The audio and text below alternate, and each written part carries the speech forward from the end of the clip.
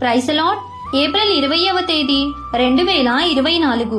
ఈ రోజు దేవుని వాగ్దానం. నీవు నా దృష్టికి ప్రియుడమైనందున గనుడవైతివి. యెషయా గ్రంథము 43వ అధ్యాయం 4వ వచనం. దేవుని కనుదృష్టి భూమి మీద మనుష్యులందరి మీద ఉంటుంది. దేవుని దృష్టికి ప్రియమైన వారిని గనులైన వారిగా దేవుడు ఎంచుతాడు.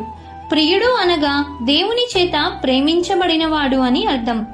భక్తులైన దావీదు, దానియేలు దేవుని చేత ప్రేమించబడినవారు గనుక వారు గనులుగా ఎంచబడ్డారు. నిన్ను ప్రేమించేవారు ఒకరు ఉన్నారు, ఆయనే యేసయ్య.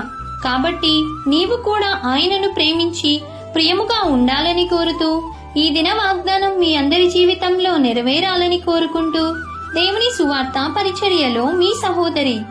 ఆమేన్. God bless you.